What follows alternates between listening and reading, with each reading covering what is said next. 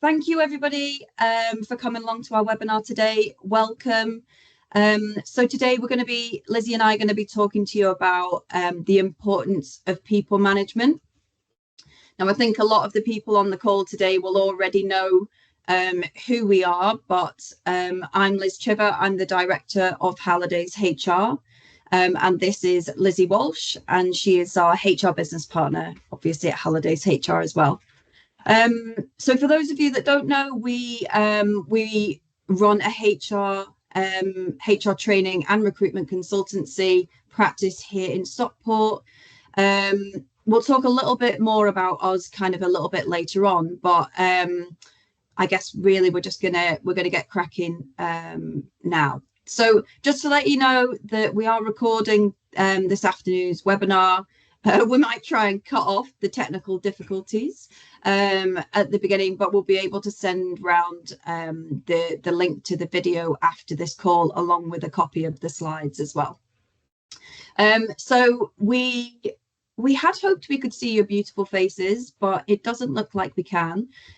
We've also set your microphones to mute. Yay, we got some faces. I can see one face. Them? I can't maximize this, otherwise you'll be able to see each other and it'll take away from the presentation. But I definitely set it so that we could see your faces. So it might be that you just need to turn your cameras on. It's fine. If you're eating your lunch, we won't judge. Yeah, that's true. But we have, obviously you're all on mute. The chat function is activated. So if you've got any questions, we'll obviously have time for questions at the end. But if you can use the chat function for that, then that would be brilliant. Okay, so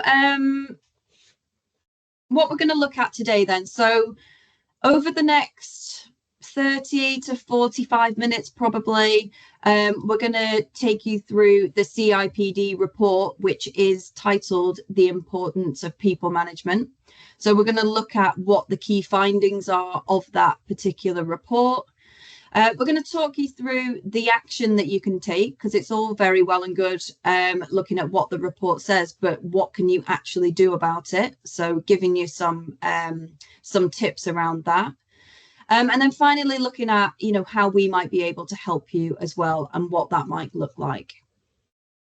Okay, so at Hallidays HR, we deal with the compliance-based stuff. So we deal with the contracts, the handbooks, of course we do that kind of stuff. It's our bread and butter. But what we're really passionate about at Hallidays HR is the whole culture side. So it's about helping businesses to create a really positive workplace culture. So, and what that means is that it is one where like all your team members can bring their whole selves to work, one where they can be open and honest and vulnerable, where in turn they're motivated, they're engaged, and, they're basically motivated to be their best selves at work. And that, you want them to love to come to work. I think that's definitely what we aspire to when we're working with our clients, is that you want to create that environment where everybody goes, do you know what? I really love coming to work. This place is amazing. So, in terms of, there's been loads of research studies into teamwork and the impact that it has on productivity. And they all kind of say the same thing, really. So if you improve team engagement, then you will also be more profitable. So just to talk you through a few stats that I've got from a few research studies that have happened. So the Harvard Business Review study found that 30 to 40% increases in profitability by focusing on individual and team morale. Then the companies that feature in the Sunday Times 100 best companies to work for, they consistently outperform their sectors by 15 to 20%. And then David Meister carried out an extensive research study which concluded that if you improve team satisfaction and happiness by 10 to 15%, that you can improve net profitability by up to 42%. And then finally, so the Hay Group, So they evidenced that highly engaged employees are on average 50% more likely to exceed expectations than less engaged workers, and that they outperform firms with disengaged team members by having 54% in employee retention, 89% in customer satisfaction, and 400% in revenue growth. So just by those kind of four stats, really, and those four research studies, it kind of just shows that if you work on this stuff, that it absolutely does get you results on the bottom line, as well as obviously being a fantastic thing to be able to do for your team. Okay, so in terms of I guess a key part of this jigsaw puzzle and this of this whole engaged, motivated employees is that one of the main pieces is that whole line management and the people management in general. So I read a stat the other day in People Management magazine, and it said that employees who feel well supported by their line manager are 3.4 times more likely to feel engaged at work. So, obviously which is why we have taken to doing this webinar today on line management, because it has such a massive impact. Okay, so like we kind of alluded to in all of our communication previously, the crux of what we're going to talk about today is this CIPD report. And they produced this report. So the CIPD is the Chartered Institute of Personnel and Development. So that's our HR professional body. And they produced this report, which is called, obviously, The Importance of People Management. And I read it and just thought it was really interesting. And so that's why we wanted to spend a little bit of time talking you through the main points today. So just to start with, I guess, as a bit of to set this up, really. So the CIPD identified that every line manager should have certain behaviours and should have this behavioural framework, is what they call it. So really, so managers should be open, fair, consistent, but they also need to be really good at handling conflict and people management issues. They need to provide knowledge and clarity and guidance. They need to be good at building relationships and sustaining those relationships as well. And then supporting in people's development. Okay. And just so this report is kind of based on data that's been collected from about 6,000 workers. And it was actually collected at the end of 2022.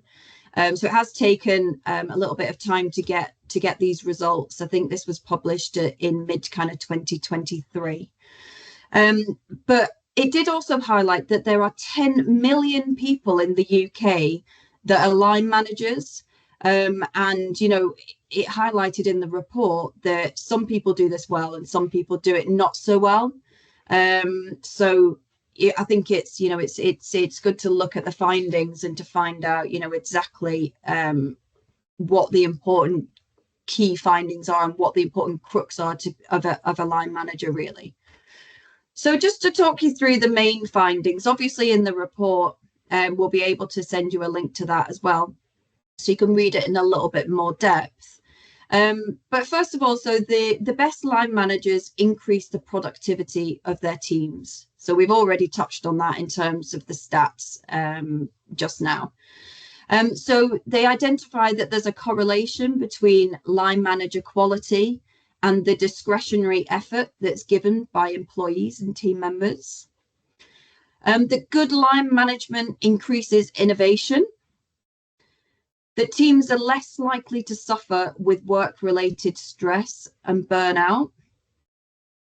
They identified that getting on with the boss, so building that relationship, is much more important for shaping employee well-being than anything else. Okay. And then Also, so it said that employees valued personal qualities of a line manager, such as fairness and respect, over helping them with learning and development. And those that identified as having a bad manager, 45% of those said that they would quit in 12 months' time. So that's pretty high compared to those that just 14% of those that had a good manager said that they would leave in 12 months. So really has a big impact on the retention rate. And then finally, so that only 53% of line managers felt that they had enough support, and that only 50% of line managers felt that they were given enough time to do the people side of their role. So just in conclusion, you know, obviously there's quite a lot of things there that are kind of, I know we've gone through them quite quickly, but they each one of those points is massive, in all fairness, in terms of why we focus on line management and why it is so important. But I just wanted to read you an excerpt from the conclusion of the CIPD report, as I think it's pretty powerful, and it kind of just, it really kind of summarizes it brilliantly in terms of the importance of it. So the evidence in this report highlights how important it is that managers are equipped with the skills to manage and develop people effectively in order to support their health and well-being and to boost employees' performance and commitment. It shows clearly that managers who treat people fairly and provide effective feedback and support, whilst also developing their staff and helping employees to work together, are likely to have happier, healthier, and higher performing teams. Employees who rate their managers highly on these measures are more likely to report that they are motivated by their organization's purpose and to say that they meet their objectives and are fully competent in their job. Given the critical importance of people management skills, the research underlines that many employers need to do more to ensure that their managers receive the training and support required to manage their people effectively. So if by magic, that's where we come in. And Lizzie's just going to take over, and she's just going to talk you through what action you can potentially take and how we might be able to help you. Thank you. Yeah, so exactly. So in terms of yourselves, what action can you take and what can we do? So first and foremost, I guess it's about looking at your culture in terms of the values. So do you have values within your business? Are they related to being open, honest and transparent, which we alluded to earlier? Do they help to create a culture of trust and mutual respect? Do people know what they are? You know, it's all very well having these values and they're on a website, but actually, you know, are the employees aware of them? And are they included in everything that you do? So ultimately, are you kind of living and breathing those values that you've created? Ultimately, they act as your compass for everything that you do. Lead from the top. So senior management need to be on board, and as leaders, they need to be driving this. So it's not just a middle management problem. Without the commitment from up top, it's just not going to work. Managers need to be a role model. They need to be able to talk the talk. Don't just talk the talk, walk the walk. And ask the team what they think. You know, so as a business, you might think, do you know what, our culture, it's absolutely amazing. There's no room for improvement. There's no issues. But if you're not sure, or you're going along thinking that without actually asking, you could be in a little bit of an issue there. Ultimately, you want to be kind of asking your team what the culture is like. So employee opinion surveys are crucial to being able to get under the skin of what's working and what's not, because you're hearing it firsthand from the people that matter. So next up is the creation of a manager's job role. So when you're looking at the role of managers, it's really important to set them up to succeed. So, you need to build in those management skills and behaviours, as mentioned in that framework. They need to align to the values once you've got them. And you need to be able to assign adequate time to carry out those people management activities. It's not fair if managers are expected to effectively manage, but they've not got kind of adequate time to kind of dedicate to the people management. And then when you're selecting your new managers, you can obviously use your newly created job description to ensure that you are getting the right person for the job. So it's not just about promoting someone because they're technically the best at what they do, which in all honesty is what we tend to see quite a bit of in some businesses. Somebody is technically the best, they've been there the longest. Oh, let's promote them to be a manager. But actually, have you assessed whether they also have the right behaviours and attributes from a management point of view to do that element of the job as well? And finally, train your managers, so train them in the soft skills required. So it's about having effective communication and what that looks like. We all have preferred communication styles. So do you know what that is of your team members that you manage? You'll have your preferred communication style, but do you know what theirs is in order to get the best out of them? Delegation and kind of looking at, actually, I think we all have that tendency to just kind of like, it's easier if I just do it. It'll be done better. It'll be done quicker. But actually, as managers, your time is precious. If you've got, people within your team that you can delegate to, great. Having a difficult conversation, we can look at like tools and tips to be able to have that difficult conversation.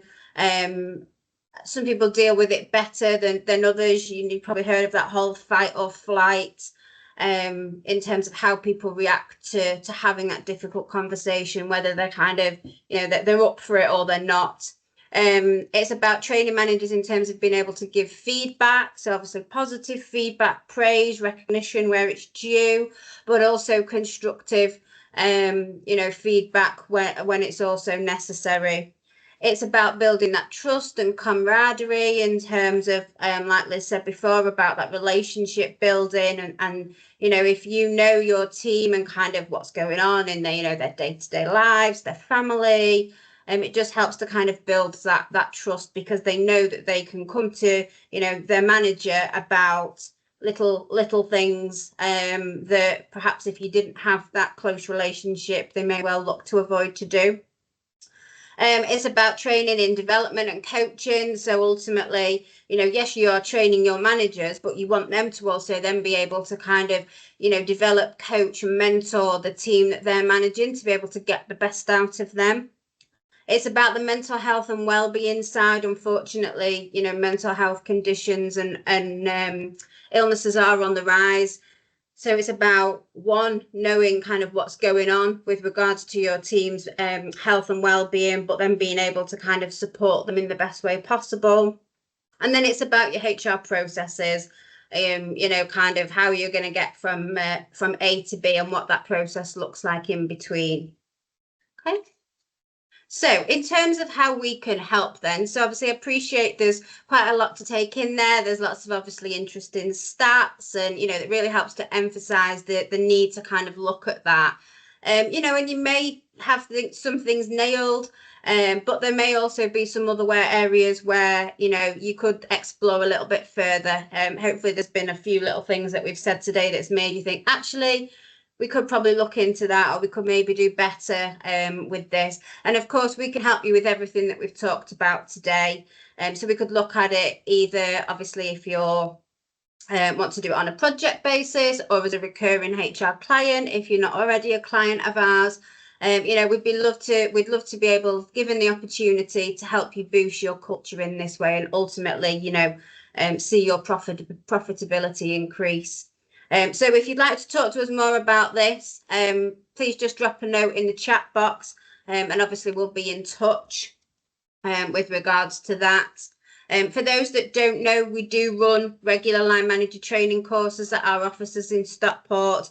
So that covers all of the soft skills that I referred to earlier, but then also, you know, kind of a bit more the HR process in terms of managing performance, disciplinaries, grievances, etc. So kind of drilling down into those policies and procedures and looking at the steps that you need to take.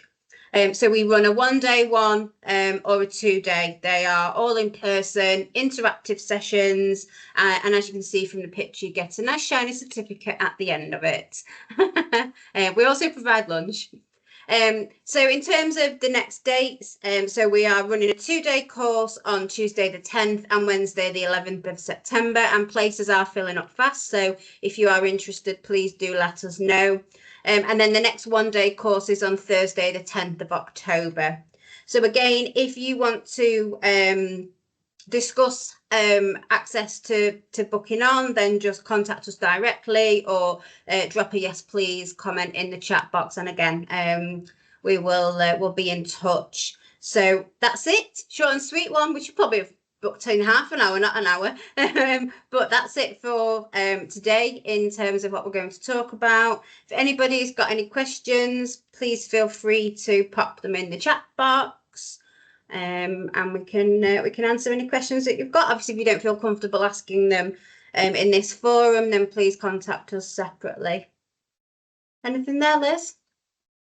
No. I just got RVA's lovely smiley face, which is like winking at, like blinking like this. But nothing new. Nobody got any questions or anything? No.